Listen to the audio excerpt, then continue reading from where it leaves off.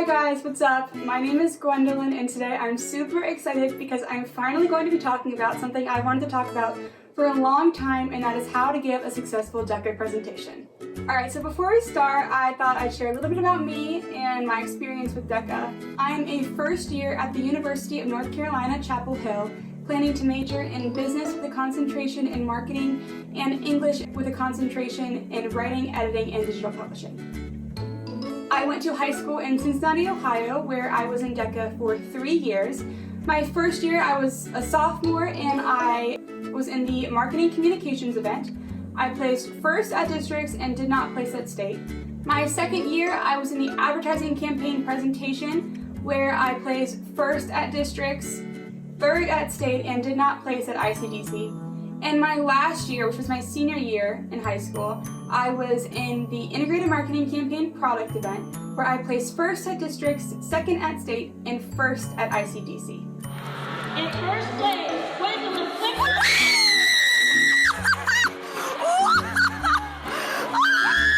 I think it's important to note that I do have more experience in marketing presentations, so they will focus more on the marketing presentations. With that being said, my first tip is to decide which event is right for you and choose your partner wisely. In terms of deciding which event is right for you, I think if you're a first year in DECA provides a lot of flowcharts on how to choose the right event or what you might be suited for. And without any DECA experience, I think those can be helpful in combination with knowing your own skills and interests. I think after your first year in DECA, you are a little bit biased when you're answering those questions on the flowchart. So I think it's really more important for you to consider your DECA experience and then again, your skills and interests. My first year, I chose marketing communications, mainly because I knew I was interested in marketing, and a role play seemed like something that I wouldn't have to spend as much time preparing, and that appealed to me. But reflecting on that, my junior and senior years, I decided to do a presentation because honestly, I just think that I'm better when I know what I have to say and have a prepared plan. I also chose marketing presentations because that was what interested me the most. Advertising campaign, I picked my junior year because there weren't many limitations to what you could do. You could pick basically anything and create an advertising campaign on it.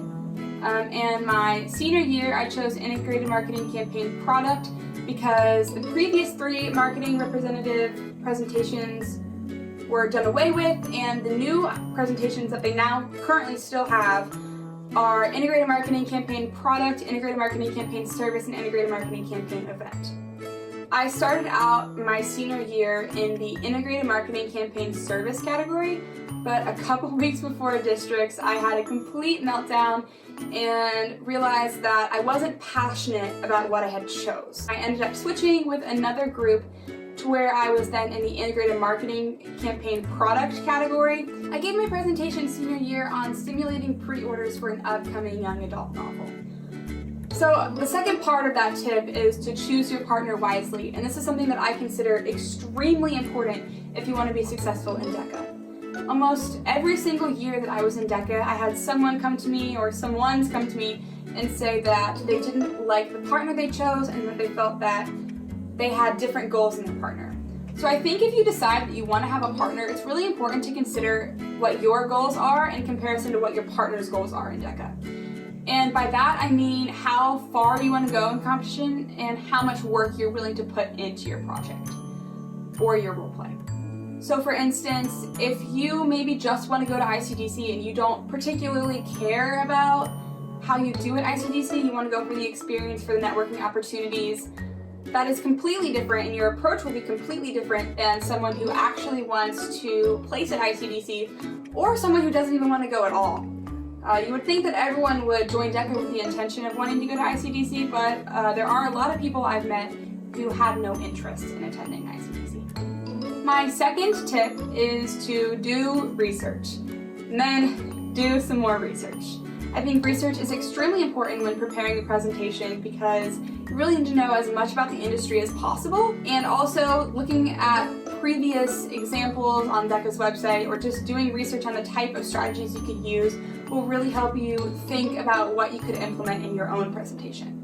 Personally, both years before writing my manual for my presentation, I read every single example I could get my hands on from the DECA website, from Shop DECA, and just online. And I also did a lot of research about the up-and-coming trends in marketing, and specifically digital marketing, and how that could impact the strategies that I wanted to use in my presentation. And then on that same note, I would say watching videos online about people who have DECA experience or videos of people giving DECA presentations, I think that's extremely helpful. It starts to get your mind thinking about what your presentation might look like, what it might sound like, and what kind of materials you might use in your presentation. Also, in terms of research, I think it's very important to pay attention to the details.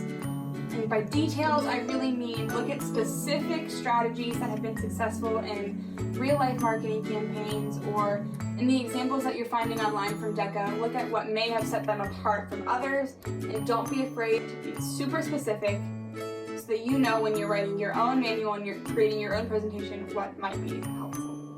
Alright guys, my third tip is to choose a unique topic and be knowledgeable about it.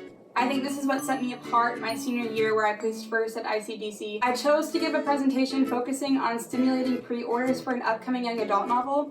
To emphasize the importance of being unique in your topic choice, I'm going to share a story of a couple guys that I met in the holding area at ICDC for finals in Orlando this past year. When I was waiting for my turn to give my finals presentation at ICDC, I ran into two guys who were waiting to give their finals presentation in the Integrated Marketing Campaign Service category, and their topic was some golf service. They were selling a service to the judge where you could buy or rent golf clubs on the course. And they were very knowledgeable about it, which I think did serve them well, but their topic wasn't exactly the most unique. And by that I mean that once it was their turn, they got up, they gave their presentation, and they left.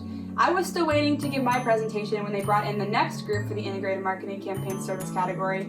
And again, it was two guys that looked almost the same as the first two, giving a presentation about a service relating to golf. Unfortunately, no matter how well either of the groups gave their presentation, I don't think that they had the potential they would have if they chose something else, just because two back-to-back presentations about golf given by two guys just so close together, you're limiting your potential right away. The judge is not going to be as interested for the second presentation as they were for the first, and after the second presentation I don't think the first will seem as good, and judges can go back and change your scores. So I think it's important to consider a unique topic. Some topics that I would avoid besides golf, I would avoid anything that has to do with apparel and accessories. I think judges have seen that a lot and continue to see it a lot, particularly with the different role plays that are apparel accessories role plays, but also because of the fashion merchandising presentation that DECA used to have, where an entire event was focused on fashion. You could avoid sports at all costs as well, because they used to have a sports and entertainment category for the presentations also. That won't hurt you at all. Choose something that is not golf related, is not sports related at all, and is not fashion related. That would be my advice. Alright guys, my fourth tip is to work in order. As much as you possibly can, work in order. With the exception of the executive summary, I think it's very beneficial to work through the outline that DECA gives you for presentations, because each previous section is setting you up to do well on the next section. For example, you don't want to choose your marketing strategies without considering your objectives and your target market. You also don't want to create your budget or come up with your estimated profits without knowing what would be realistic for the industry, which again, that ties back to doing your research. But in terms of your paper, I really suggest going in order and then doing your executive summary last.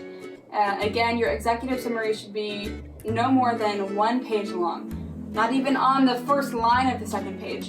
And your executive summary, for the most part, should be very factual and only include necessary information. When you're working on your executive summary, it's important to remember that oftentimes the judge will only read your executive summary because there just simply isn't enough time to read through the rest of your presentation. Though they might skim through some of the other sections, your executive summary should be flawless and should be representative of your entire campaign. On that same note, I will say it's also very important to check for penalty points. DECA provides a list of all of the reasons that you could lose points right off the bat before even giving your presentation based on your written entry. For example, if your page numbers don't line up or you don't have the sections that are required under the event guidelines, you will automatically lose points, and avoiding that could be the key to your success. So definitely check for penalty points after you've completed your entry. Alright guys, my fifth tip is to create an eye-capturing PowerPoint. When you're giving your presentation, it's very important that your materials are reflective of the knowledge that you have and the experience you've gained throughout the process. You want professional-looking PowerPoints and handouts. So when you're creating your presentation, I think it's very important that you follow your written entry outline and you include a lot of graphics. Personally, I have judged several presentations of my friends and just seen a lot of presentations, and I genuinely think that the ones without a lot of text in the PowerPoint do a lot better than the ones with a lot of text in the PowerPoint. If you have a lot of text in the PowerPoint, it's very easy to find yourself just looking at it and reading off the lines that you have instead of organically giving the information to the judge. A couple other things you should consider when making your PowerPoint are to only include the essential information and also to pick a theme that is representative of the colors of your presentation. So for example, if you were giving a presentation on Verizon, you wouldn't want to use a lot of oranges, blues, purples. You'd want to use a lot of the colors that are in their corporate logo, such as the red, black, and then other complementary colors like gray and white. So I'm going to give you some examples of slides from my PowerPoints over the past couple of years here so you can see what I mean by the importance of graphics. Here you can see one of the slides from my presentation that won first at ICDC last year. While this slide was up, I talked about my entire social media strategy. You can see that there is relatively little writing and the slide highlights the graphic on the right. The image is one that I created myself using transparent social media logos and a transparent magnifying glass. This next slide I had up when discussing my budget. Instead of listing the cost of each individual item, I showed the cost for the different categories of my campaign and explained to the judge that a comprehensive budget was listed in my written entry for his reference. Finally, this is a slide I used towards the beginning of my presentation junior year. It shows a number of J. Gumbo's locations around Ohio, and I added a star to show the geographic location of the store I was focusing on. As you've seen, all three slides had an image on the bottom right corner that was carried throughout the entire presentation. This helps unite all of the slides. My next tip is to design professional level sample advertisements. It's important to know that one of the things you will be judged on is your sample advertisements, and that you have a variety of options in how you present those. So first, you can include those in your written entry. Personally, I never did that because I used up all of the space in my written entry for everything else. So instead, I chose to present my sample advertisements as posters during the presentation, or also in actual physical format for smaller pieces like direct mail pieces or stickers. Also, it's easier than ever to create professional level sample advertisements just all by yourself. With programs like PowerPoint and Canva, you have a lot of options on how you can create those. In terms of presenting your sample advertisements, I think that if your manual, your written entry, is not at your absolute page limit, you should include sample advertisements in that until you are at your page limit, which I believe is 10 pages. So for example, if you have 7 pages of writing, you may want to include enough sample advertisements that gets you to the 10-page mark. However, personally, I always was struggling to get my manual to be less than 10 pages because I had a lot of content that I wanted to include. So my sample advertisements went in the form of posters that I brought along to my presentation and also physical examples. I'll include some examples of my sample advertisements here and what I've done in the past and how I've done that. Here are 3 examples of posters that I took to ICDC my junior year.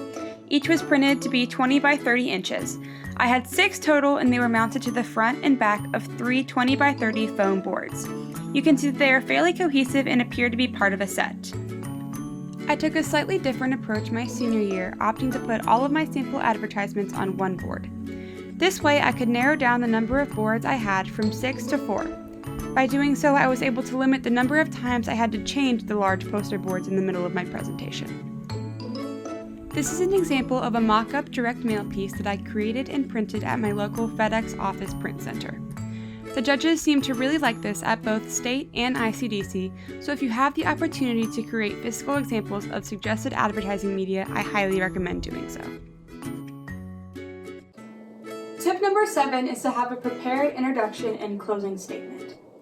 In terms of your introduction, one strategy that helped me a lot was to think of your presentation like an English paper. You don't immediately jump into the body. Instead, you should, like an English paper, have a hook and a bridge to get you into your topic. I think that you should also make a connection to the name of your campaign or your topic. You should also explain the purpose of your presentation in your hook. For example, are you seeking their approval? Are you wanting an investment? Do you want them to choose your plan over other potential plans? These are all things you should address in your introduction. Both your introduction and your closing statement, it is essential that you memorize them. Think about the amount of stress you'll have going into that presentation. You probably will have passed 12 people or more with boards that looked amazing, and maybe you're intimidated by that, or maybe you're not. But regardless, it is essential that you memorize your introduction and your closing statement. You should have it so well memorized that months later, you're still able to deliver it with as much accuracy as you could during the actual presentation. For example, my opening statement last year when I competed at internationals was as follows. 86% of adult Americans can read, and yet the Pew Research Center reported that last year, 1 out of 4 Americans didn't read a single book. The literature market has drastically declined as reading for pleasure has become an activity of the past. However, one facet of the literature market has seen growth, the young adult literature market. In fact, in the last 5 years, it's grown 11.3% in revenue. Marketing has become vital for authors hoping to stand out and sell out. Hi, my name is Gwendolyn Flick, and today I'm here seeking your approval for this marketing campaign titled Share the Truth. Share the Truth is a marketing campaign to be used by HarperCollins, one of the nation's leading publishers, in order to stimulate pre-orders of The Sun, the Moon, and the Truth, an upcoming novel by Casey West. By the end of this presentation, I'm confident you'll be convinced Share the Truth is the perfect marketing campaign to use for The Sun, the Moon, and the Truth. Aside from helping you avoid wasting time by trying to remember your introduction or your closing statement, memorizing them also helps avoid deviation in your introduction and closing statement. You'll be able to say what you want to say when you want to say it. Furthermore, I recommend presenting a business card during your closing statement and also asking to schedule a follow-up meeting. Though you have no intention to actually meet with a judge in the future, pretending to set up a follow-up meeting is something that will make your presentation seem even more real. Tip number 8 is to think about your setup ahead of time. Be prepared for different types of tables. Round tables and rectangular tables may be used in DECA events. Know where you want everything to go. Have your computer facing the judge and use a clicker so that you don't have to reach around it to change the slides of your PowerPoint. If you have a partner, you should consider where each person will stand and which slides each person will be responsible for talking about. Remember that your setup time is included in your overall time, so it benefits you to practice setting up and taking down your equipment before you do it in front of the judge. Tip number 9 is to dress the part.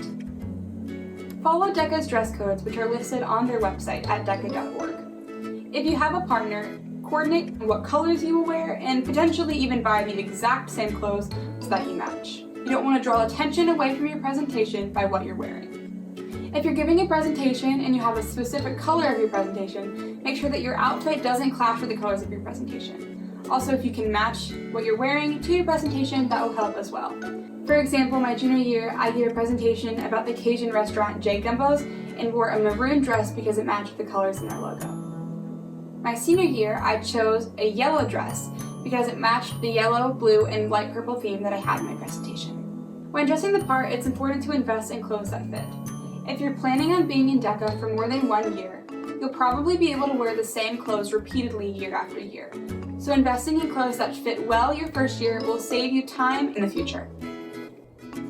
Tip number 10 is to practice, and then practice some more. If you take anything from this video, I hope that you will understand the importance of practicing. You should practice by timing yourself and not timing yourself. Practice wearing the clothes you intend to wear during your actual presentation, and practice with and without your partner. Ideally, you'll know what to say about the next slide before you even see what the slide is. Memorize everything you want to say. It'll serve you when you're giving your presentation if you are able to move between slides very quickly and efficiently. Absolutely do not use note cards. It's very important not to use note cards because often the judge will find themselves looking at your note card instead of paying attention to what you're saying. When it comes to practicing, know the details of your written entry in your manual very well. Have practice judges with you who can ask you questions, specifically questions about your finances. A lot of judges will want to know that you know your numbers and why your numbers are what they are. Tip number 11 is confidence is key. Don't let other competitors stress you out. There will be hundreds, if not thousands, of other kids that you pass on your way to give your presentation. Paying attention to how they look, what they have with them, or how they carry themselves can be distracting and can destroy your confidence right before giving your presentation. Remember that you've earned your spot in the competition and you deserve to compete just as much as everyone else. Finally, my last tip, tip number 12, is to remember that luck is involved and don't let failure stand in your way. Ultimately, doing your absolute best won't guarantee you the results that you want. At the end of the day, things out of your control, such as the lineup that you gave your presentation or the specific judge you had, will impact how you are scored. So it's important to remember to keep your head up and your heart strong. More opportunities will come, even if this didn't end the exact way you wanted. Try again the next year if you're not a senior. Do your absolute best. Use failure as a learning experience. Think about everything you did that wasn't exactly perfect and how you can fix it and do even better the next time you give a presentation to a judge. Alright guys, that's all I have for you today. Thank you so much for watching. To all of you DECA members out there, I wish you luck in your upcoming year of competing. I know you'll do well, and even if you don't, remember that there's always more opportunities for you out there. If you have any specific comments or want to ask me something, please leave your questions down below. I'll be excited to answer any questions that you may have. Thank you so much for watching, guys. Have a good day. Bye.